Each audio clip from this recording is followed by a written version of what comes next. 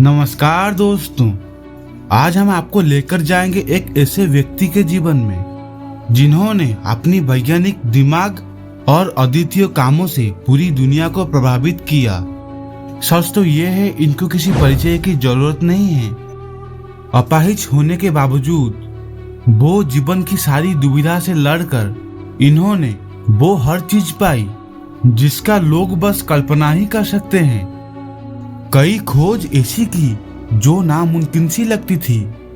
इन्होंने अपनी प्रतिभा से पूरी दुनिया को गर्वित कर दिया था।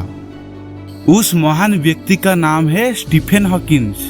जी हाँ, उनके बारे में से 23 फैक्ट बताऊंगा जो आपकी रोंगटे खड़े कर देंगे। तो आइए ले चलते हैं आपको इस महान व्यक्ति की रहस्यमय जीवन में। फैक्ट नंबर 23, महान वैज्ञानिक स्टीफन हॉकिंस 8 जनवरी 1942 में इंग्लैंड के ऑक्सफोर्ड शहर में पैदा हुए थे। उनके पिता का नाम फ्रैंक था। वो एक चिकित्सा शोधकर्ता थे और उनका माँ का नाम इsobel था और वो एक चिकित्सा अनुसंधान संस्थान में एक सचिव रही। फैक्ट नंबर 22, स्टीफन हॉकिंस अपने पिता फ्रैंक द्वारा गोद लिए एक पुत्र और अपनी 2 बहनों में सबसे बड़े थे। फैक्ट नंबर 21, स्टीफन हॉकिंस जब वो 8 इयर्स के थे तब उनके परिवार वालों ने सेंट अल्बन इंग्लैंड में रहने का निर्णय लिया। यहीं के एक स्कूल में स्टीफन का एडमिशन हुआ। वहां उन्होंने अपनी स्कूल का शिक्षा पूरी की। स्टीफन ने अपनी स्कूल की शिक्षा पूरी करने के बाद ऑक्सफोर्ड विश्वविद्यालय में पढ़ाई करने का निर्णय लिया। वहां पर उन्होंने फिजिक्स सब्जेक्ट का पढ़ाई किया। फैक्ट नंबर 20, स्टीफन हॉकिंस को गणित में बहुत गहरी रुचि थी और वो इसी क्षेत्र में अपनी पढ़ाई करना चाहते थे। हालांकि जब वो ऑक्सफोर्ड यूनिवर्सिटी में एडमिशन लेने का निर्णय लिया, पर उस समय यूनिवर्सिटी में गणित की डिग्री नहीं दी जाती थी। इसीलिए उन्होंने ऑक्सफोर्ड यूनिवर्सिटी में फिजिक्स और केमिस्ट्री का पढ़ाई का चयन किया और इसमें आसानी से डिग्री हासिल कर ली। फैक्ट नंबर 19, स्टीफन हॉकिंस का दिमाग बचपन से ही एक अत्यधिक बुद्धिमत्ता से भरा था और वो स्कूल में गणित और विज्ञान में काफी रुचि रखते थे।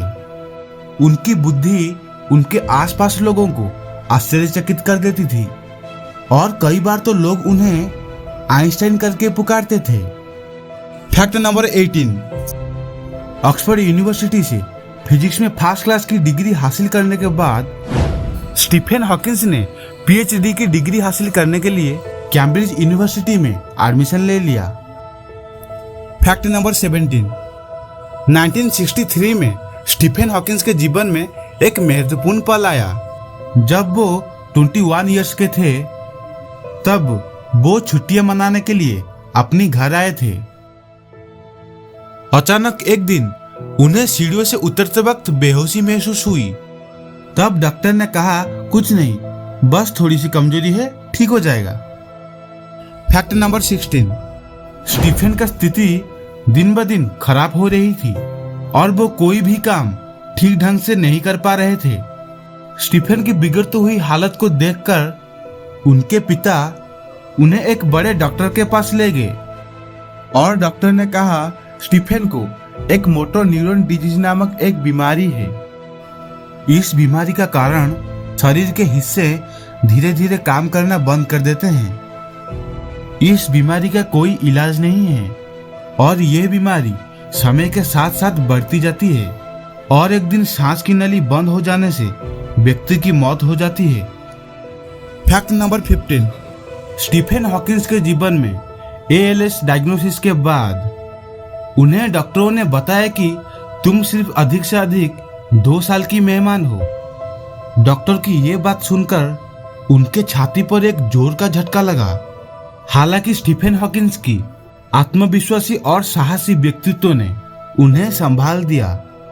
उन्होंने डॉक्टर की भविष्यवाणी को नकारते हुए कहा कि वो न केवल 2 साल बल्कि 20 साल बल्कि 50 सालों तक जीवित रहेंगे और अपने आत्मविश्वास के बल पर स्टीफन 2018 तक वो 75 ईयर्स तक जिए। फैक्ट नंबर 14, जब स्टीफन हॉकिंस को अपनी मोटर न्यूरॉन डिजीज की बीमारी के बारे में पता चला तो उसी समय उन्हें एक लड़की जेन वाइल्ड से प्यार हो गया। इस प्यार ने उन्हें एक जीवन के साथ जुड़ने का एक नया सहारा दिया और उन्होंने जेन के साथ शादी कर ली। अपने काम और जेन के प्यार के कारण हॉकिंस को जीवन जीने का एक नया जरिया मिल गया।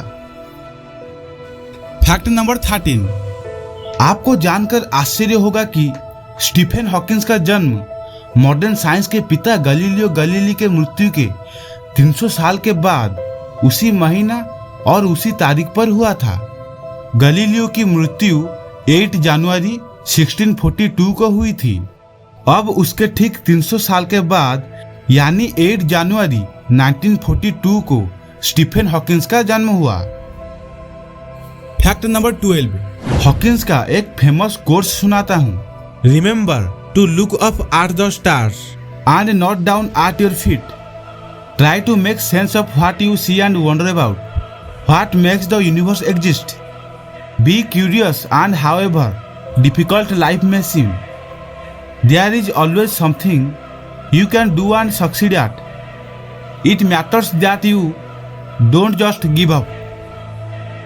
इसका मतलब है कि याद रखो, सितारों की ओर ऊपर देखो, ना कि नीचे अपने पैरों की ओर। आप जो देखते हो उसका अर्थ समझने का प्रयास करो और आश्चर्य से भर जाओ कि ब्रह्मांड का अस्तित्व किस कारण से है और जीवन कितना भी कठिन क्यों ना लगे, आप हमेशा कुछ ना कुछ कर सकते हैं और उसमें सफल हो सकते हैं। ये मायने रखता है कि आप हार ना माने। फैक्ट नंबर 11, हॉकिंस का IQ 160 है और 160 का IQ स्तर बहुत उच्च माना जाता है, जो किसी जीनियस से भी कहीं ज्यादा है। फैक्ट नंबर 10, स्टीफन हॉकिंस ने अपने रिसर्च का ज्यादातर टाइम और फोकस ब्लैक होल और स्पेस टाइम के थ्योरी पर बिताया।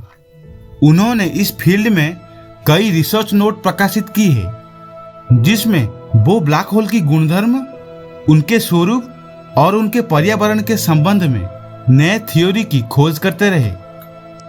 इसके परिणाम स्वरूप स्टीफन हॉकिंस का नाम पूरे दुनिया भर में फैलने लगी थी। फैक्ट नंबर 9, स्टीफन हॉकिंस की 6 महत्वपूर्ण खोजें।